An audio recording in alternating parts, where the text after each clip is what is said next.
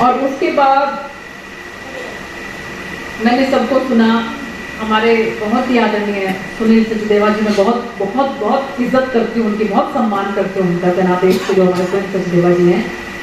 देखिए, कोई भी फील्ड क्यों ना है, कोई भी क्षेत्र क्यों ना है, उसके अंदर अपनी पहचान जो बनानी है ना, वो बहुत बहुत मुश्किल काम होता है, आसान बात नहीं होती अपनी पहचान बनानी।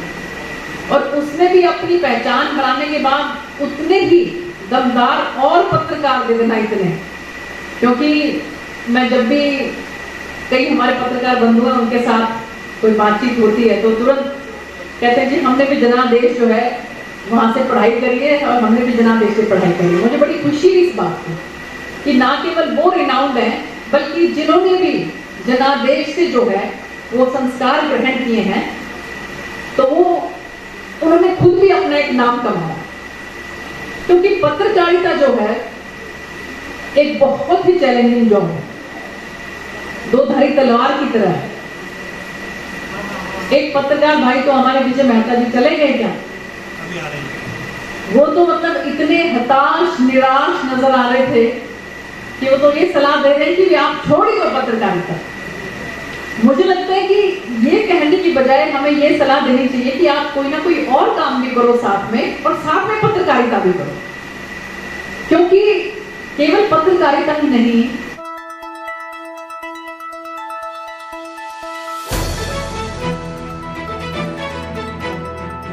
नमस्कार, मैं हूं सुनील सचदेवा। आप देख रहे हैं हरियाणा जनादेश टाइम्स टीवी। 9 जुलाई 2023 का दिन फतेहाबाद जिले की पत्रकारिता में एक ऐतिहासिक दिन दर्ज हो गया है। भारतीय कल्याण मंच की हरियाणा इकाई, जिसके प्रदेश अध्यक्ष विजय बजाज हैं, मुख्य संरक्षक जगदीश रावी हैं, राष्ट्रीय अध्यक्ष पवन आश्री हैं, भारतीय पत्रकार कल्याण मंच ने अरोमा होटल में एक प्रेस मिलन समारोह का आयोजन किया। समारोह की मुख्य अतिथि सिरसा लोकसभा क्षेत्र से सांसद श्रीमती सुनीता दुग्गल थी। पूर्व विधायक बलवान सिंह दौलतपुरिया, विधायक दूड़ाराम, रतिया विधायक लक्ष्मण नापा, जजपा नेता डॉक्टर वीरेंद्र सिवाच, इनेलो प्रदेश प्रवक्ता विकास मेहता, नगर परिषद वाइस चेयरमैन सविता टुटेजा, सोनू कुक्कड़ सहित कई गणमान्य लोगों ने इस आयोजन में भाग लिया। आइए आपको मुख्य अतिथि सांसद श्रीमती सुनीता दुग्गल का शानदार भाषण पत्रकारों के बीच में दिया गया आज तक का यह उनका सबसे शानदार भाषण है, जिसमें उन्होंने अपने विचार खुलकर रखे। आप यह वीडियो पूरा देखिएगा, आपको बहुत अच्छा लगेगा।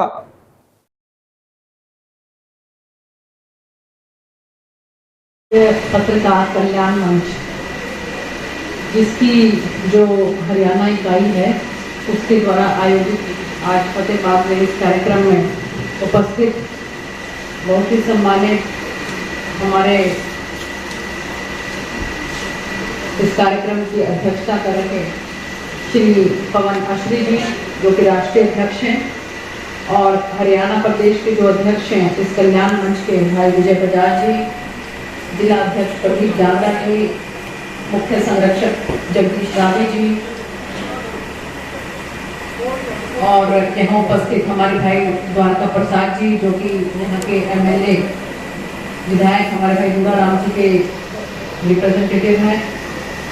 इसके साथ साथ यहाँ पर उपस्थित हमारे बहुत ही आदरणीय जेजेपी के बहुत वरिष्ठ नेता डॉक्टर सिवाज जी, हमारे भाई राजपाल बेनीवाल जी, सतगुरु मेघवाल जी, राजेश गर्ग जी, राधा कृष्ण नारायण जी, कैलाश बंसल जी, सोनू कुक्कड़ जी, प्रियंका सिंहार जी, शम्मी ढींगरा जी, रमन लवली जी, मुकेश बंसल जी, सुनील सचदेवा जी, सोनू बंसल जी, दुग्गल जी, चले गए क्या दुग्गल जी, मेरे को उनका नाम थोड़ी पार्शलिटी तो चलती है, देखो है ना। और सरकार और पत्रकारों के छायाकार बंधुओं के बीच में जो कड़ी होती है, डीपीआरओ हमारी बहुत ही आदरणीय बहन पारुलता जी, यहाँ उपस्थित रतिया, फतेहाबाद, बट्टू, बोना, टोहाना, हिसार, सिरसा, सब जगह से आए हुए पत्रकार और छायाकार बंधुओं, सबसे पहले तो मैं आज इस मौके पर याद करना चाहूंगी मेरे भाई मदन बंसल को, क्योंकि पत्रकार बंधुओं के साथ जो मेरा एक तालमेल है उसमें सबसे बड़ी कड़ी जो थी वो मेरा भाई मदन बंसल था।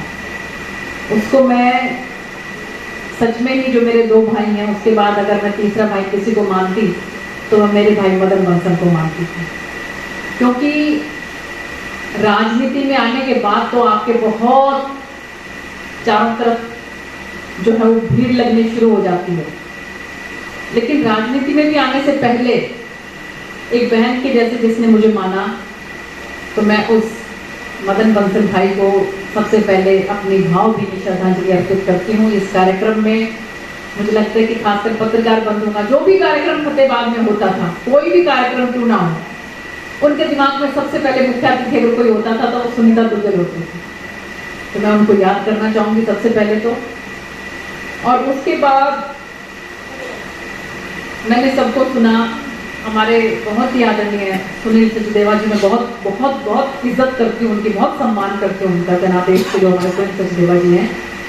देखिए, कोई भी फील्ड क्यों ना है, कोई भी क्षेत्र क्यों ना है, उसके अंदर अपनी पहचान जो बनानी है ना, वो बहुत बहुत मुश्किल काम होता है, आसान बात नहीं होती अपनी पहचान बनानी।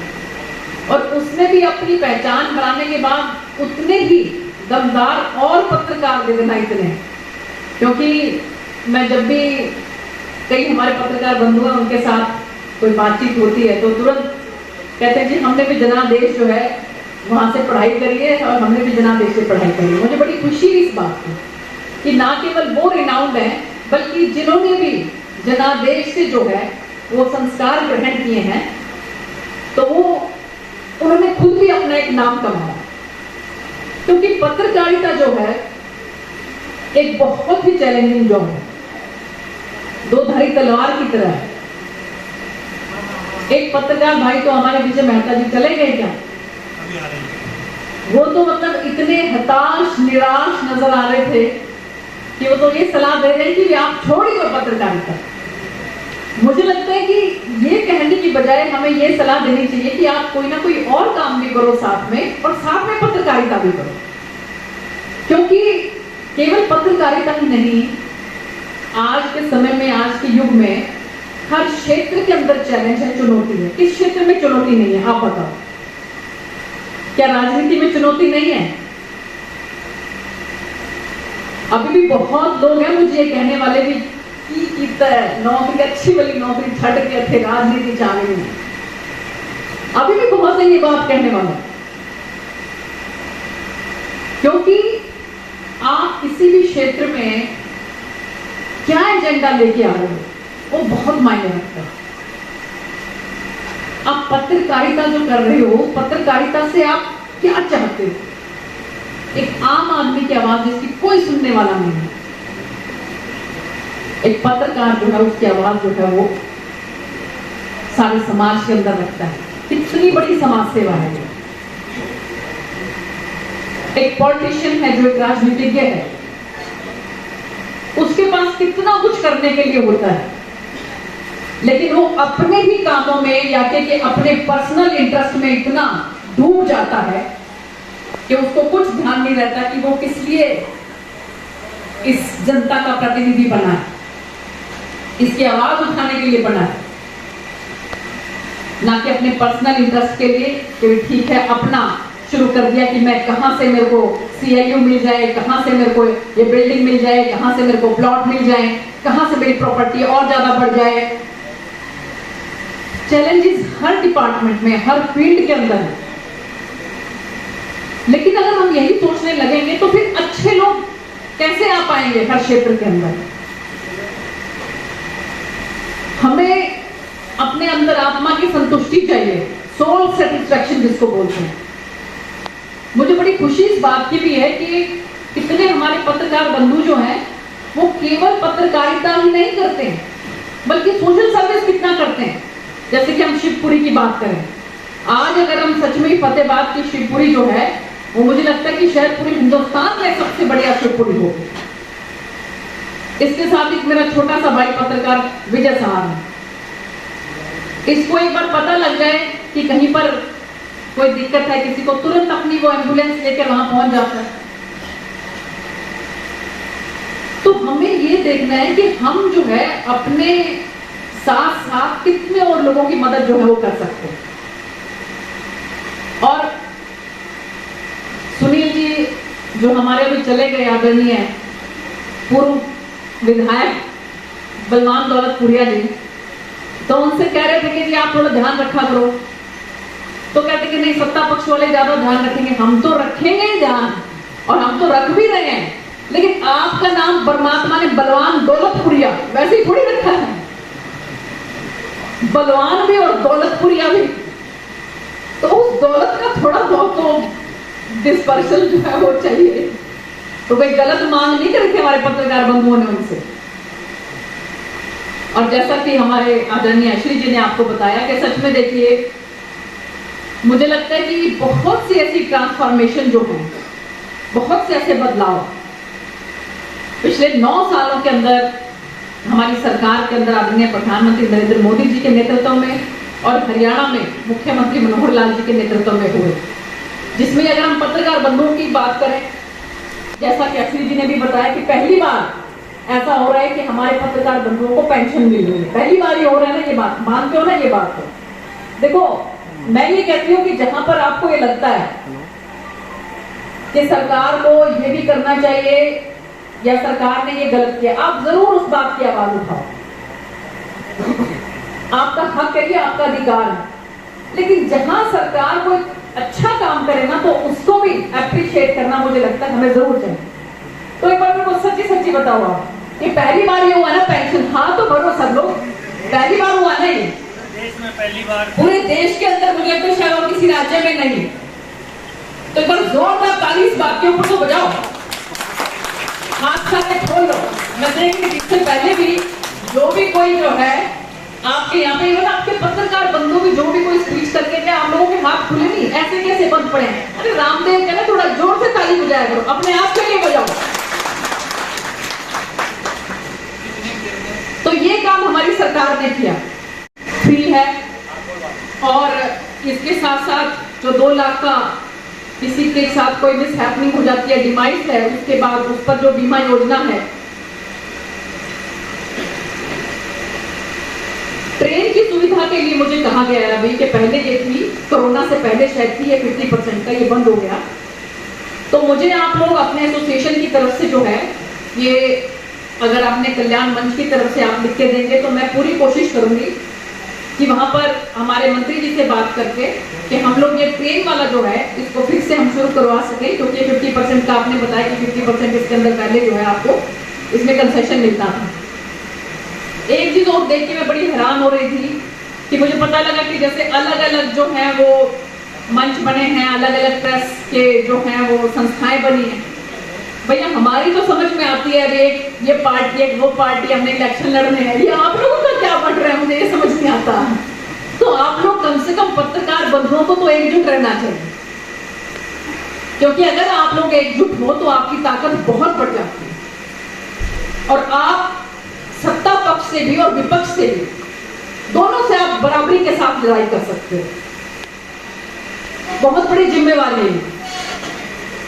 और देखिए इसमें कहीं कोई दो राय नहीं कि आप लोग बहुत बहुत बहुत जिम्मेवारी के साथ अपना काम करते हैं, बहुत अच्छा काम करते हैं, लेकिन इसमें भी कोई दो राय नहीं कि सच में कुछ ऐसे भी हैं कि जो इतने ज्यादा स्वार्थ में लिप्त हो जाते हैं कि वो ये भी नहीं देखते कि किसी भी इंसान की इज्जत को वो जो उछालते हैं उसके बाद उसके मन पे क्या असर पड़ता है उसका।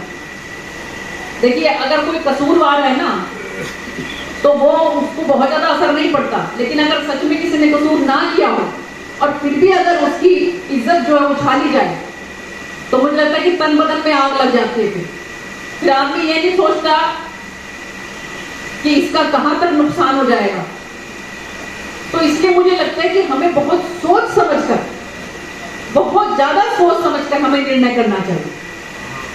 और ऐसे उसमें तो आप लोग देख ही रहे हो कि पत्रकार कैसे बच सकते हैं कि जब एक पार्टी का इतना बड़ा नेता और सांसद वो मानहानि के केस से नहीं बच पाया, तो हम अपने आप को ये क्यों मान के चलें कि हम किसी के बारे में कुछ भी कह दें, किसी के बारे में कुछ भी लिख दें, हमारा कुछ नहीं बिगड़ सकता। आपकी बोलने की आजादी बिल्कुल है, आपका अधिकार है, लेकिन बोलने से पहले हमें ये जरूर देख लेना चाहिए कि क्या हमारे बोलने से हम किसी की इज्जत को तार-तार तो नहीं कर रहे हैं। एक छोटी सी पब्लिसिटी के लिए क्या हम किसी को पर्सनल अटैक तो नहीं कर रहे हैं। इस चीज को हमें, मुझे लगता है कि देखना बहुत जरूरी है।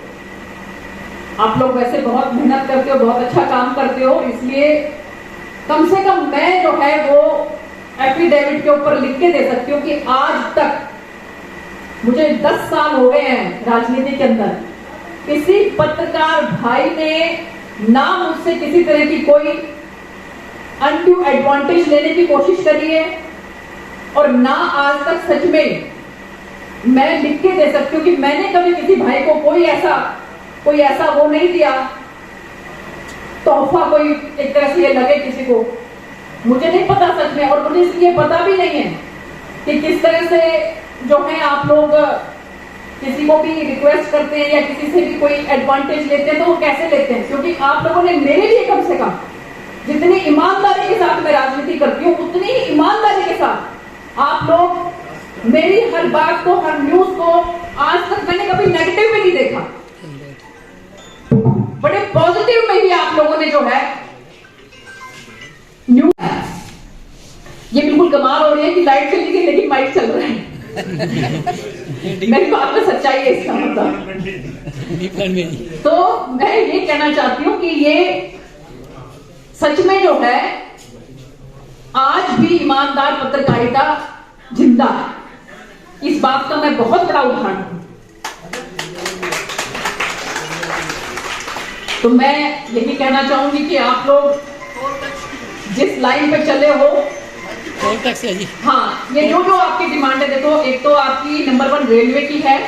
आप मुझे अपने, बल्कि कोशिश करो कि आप सब लोग मिलकर एक ही आप जो है अपना वो बना सको।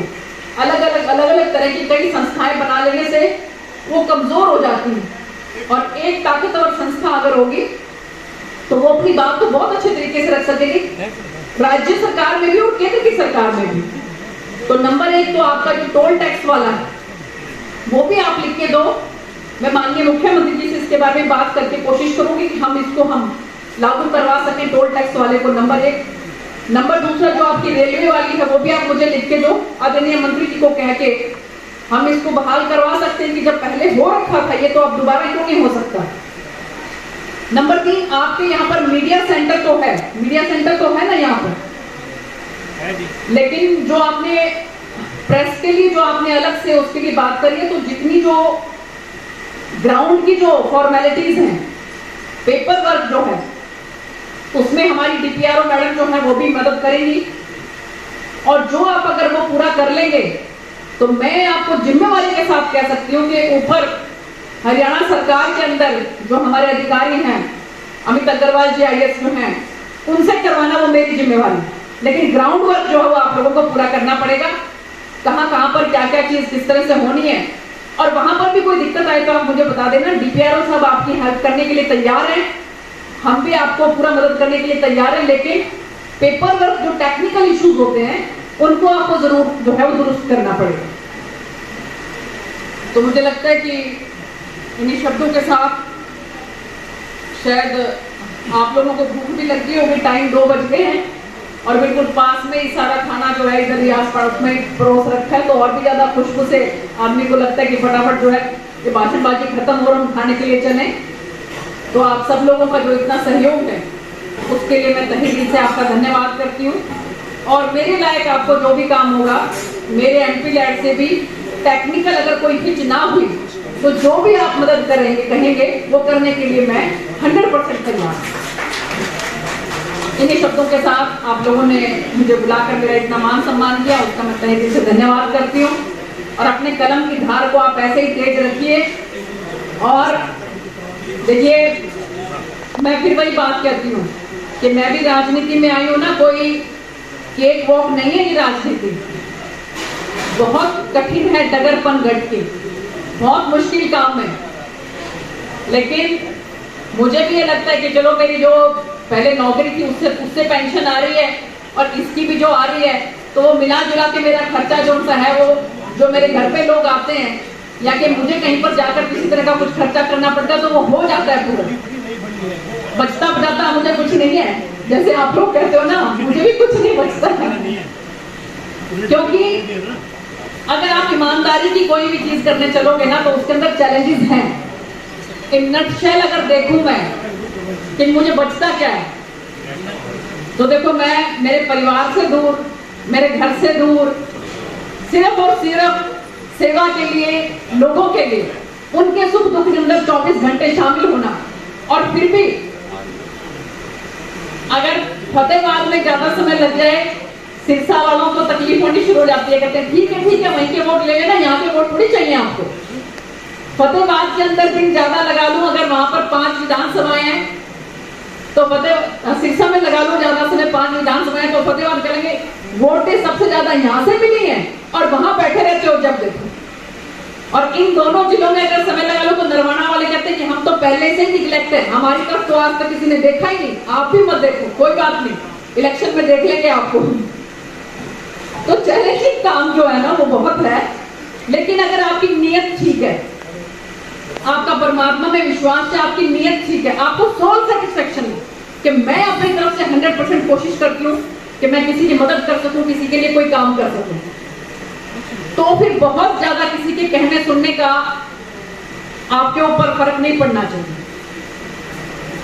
जायज बात उनकी भी जायज है, क्योंकि उनका अधिकार है। और मुझे इस बात की बड़ी खुशी है कि काम चाहे एक पंच का हो, सरपंच का भी नहीं, पंच मेंबर का भी हो, तो भी सुनीता दुग्गल जी के पास आ जाएगा, सांसद के पास के बहन जी उसी करना है। मुझे बड़ी इस बात की खुशी है कि उनको लगता है, उनको मेरे पे विश्वास है कि कहीं कोई सुनने वाला नहीं होगा ना, तो सुनीता दुग्गल बहन जी के पास चले जाओ, आपकी सुनवाई जरूर होगी। मुझे इस बात की बहुत खुशी है।